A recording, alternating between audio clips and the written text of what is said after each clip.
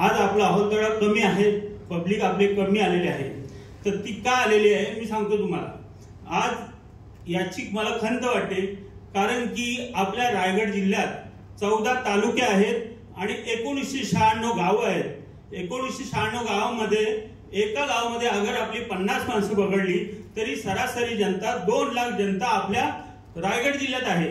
2 लाख जनता मधून अगर 500 लोक जर इथे हजर असते तर हा हॉल आपल्याला पुरला नसता.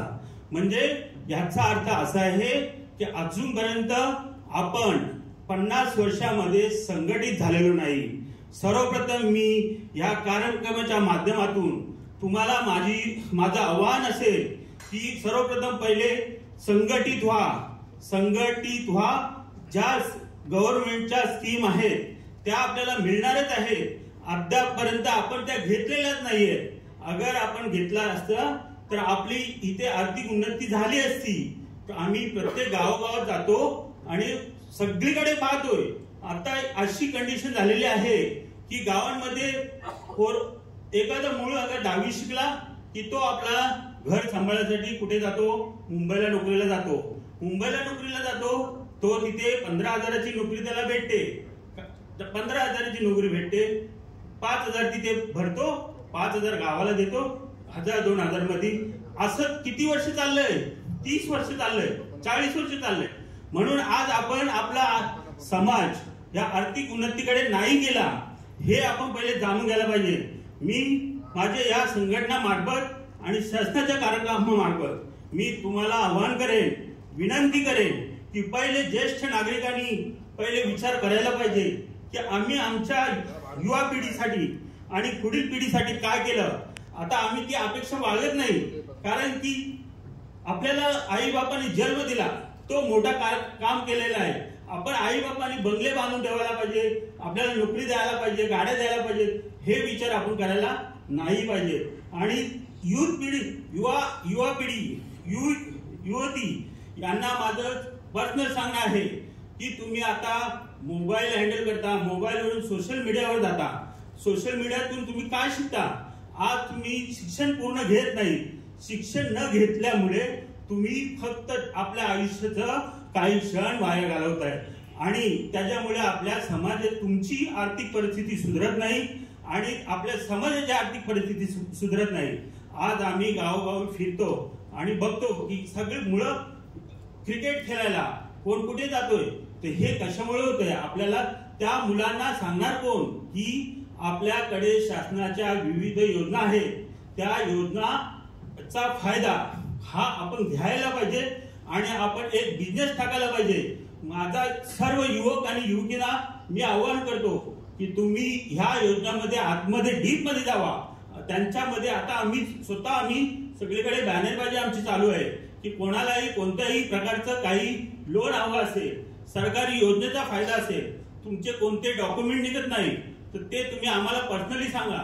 आम्ही रायगड जिल्ह्याच्या ग्रुपवरती मी आता 10 लोकांना मी काढून दिले. जातीचे दाखले निघत नाही. अहो साहेब, जातीचे दाखले निघायला काहीच नाही, डॉक्युमेंट लागतो. 50 वर्षाचा डॉक्युमेंट पाहिजे, तो आपल्याकडे नसतो. आजोबाचा चालतो, चुलत्याचा चालतो, आत्याचा चालतो. या छोट्या छोट्या गोष्टीमुळे आपली मुले पुढे जात नाही आणि ते लोन तर लांबच राहील. आम्हाला लोन पासून भीती वाटते. पहिले आपल्या समाजाला लोन पासून भीती वाटते. माझं सांगणं तुम्हाला हे आहे की लोन पासून घाबरू नका. लोन घ्या आणि ते टायमावर त्याची परतफेड करा, तर ते गव्हर्नमेंट आपल्याला अजून लोनचा साठा पुरवठा करेल.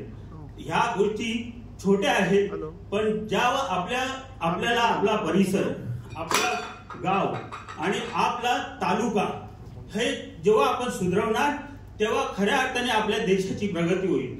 आजपर्यंत मला हे असं वाटतंय की आजपर्यंत आपली 100% प्रगती झालेली नाही. आणि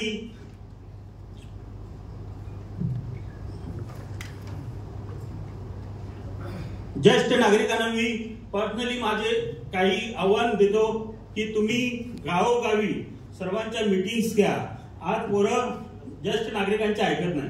आम्हाला नका सांगू तुम्ही काय करणार आहेत, तुम्ही काय केलं आम्हाला माहिती आहे. आपली पोरं काय बोलतात, तुम्ही काय किती झेंडे लावले ते आम्हाला माहिती आहे. अहो साहेब, तुम्ही काय झेंडे लावता? अगर तुमच्या वडिलांनी तुमच्या आजोबांनी तुम्हाला जन्म दिला, हा मोठा झेंडा लावला त्यांनी. ते पोरांना समजावून सांगा, सर्व पोरांना एकत्र बसवा. कोणाला काही प्रॉब्लेम आहे, एक चांगला शिकलेला असतो, 4 कमी शिकलेले असतात, तू शिकलेला पोरगा तू जात असतो, सक्सेस होतो. परंतु जो नाही शिकलेला आहे त्याला कोण शिकवेल? त्याला शिकवा, त्याला एज्युकेशन मध्ये शिकवा. गव्हर्नमेंट मध्ये एज्युकेशन मध्ये सुद्धा स्कीम आहे. आता आम्ही चेंबूरला ITI सेंटर आपला खोललेला आहे. हे इथल्या किती लोकांना माहिती आहे? ते आपल्यासाठी फ्री आहे. तिथे तुम्ही ट्रेनिंग घेतलात तर गव्हर्नमेंट तुम्हाला लोन देते की बाबा तुला काय बिझनेस करायचं तू या मार्फत कर. ह्या स्कीम अद्याप लोकांपर्यंत पोहोचलेल्या नाहीये. ही माहिती लोकांपर्यंत पोहोचली नाहीये. सर्वांना माझं एकच सांगणं आहे की बाबांनो, पुढे येणारा काल हा खूप भयानक आहे.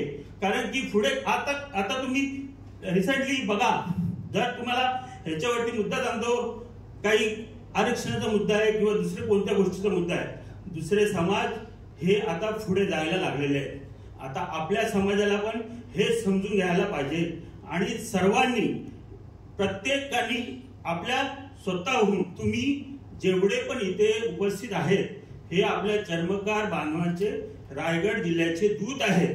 तुम्ही प्रत्येक बांधवांना सांगा, इथे जे तुम्हाला मार्गदर्शन साहेब करतील, स्कीमचे मार्गदर्शन तुम्हाला करतील, परंतु तुम्ही प्रत्येक बांधवांना सांगा की ह्या स्कीम आहेत आणि इकडे तिकडे फिरण्यापेक्षा तू एखादा छोटासा धंदा टाक, तू छोटासा बिझनेस टाक, त्यातून त्याची उन्नती होईल. त्याची उन्नती झाली तर आपल्या गावाची उन्नती होईल, गावाची उन्नती झाली तर तालुक्याची उन्नती होईल. एवढं तुम्ही मला इथे आयोजकांनी मला बोलण्याची संधी दिली, त्याबद्दल मी आयोजकाचे